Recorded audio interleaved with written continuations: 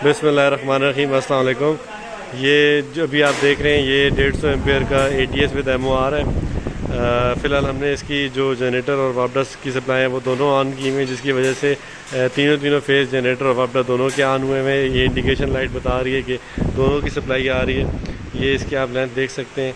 इसके बाद मैं आपको इसकी डिटेल बताता हूँ। अच्छा, और ये मैं इसको आपको अंदर से दिखाता हूँ। ये बैज इसका वोल्टेज एनालाइज़र लगा हुआ है, बल्कि एनर्जी एनालाइज़र लगा हुआ है।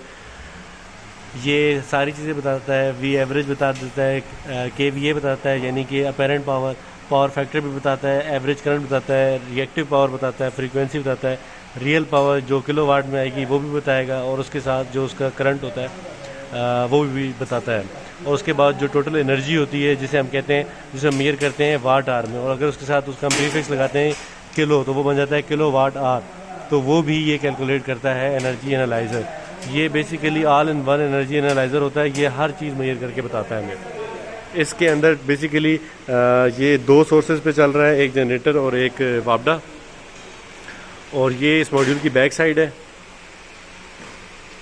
और इस मॉड्यूल के अंदर हमारे पास ये जनरेटर और वापडा की सप्लाई फर्दर 5 आगे जगहों पे डिस्ट्रीब्यूट हो रही है। इसलिए हमारे पास ये 5 एनालाइज़र लगे हुए हैं, हर जगह के लिए अलग अलग।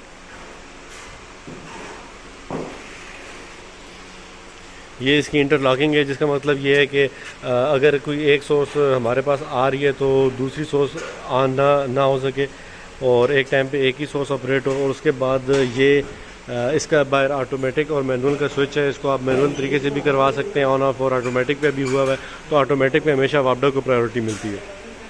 अभी मैं इसको ओपन करता हूँ सारी DB को, ये ATS पैनल को, फिर मैं आपको ये अंदर से दिखाता हूँ।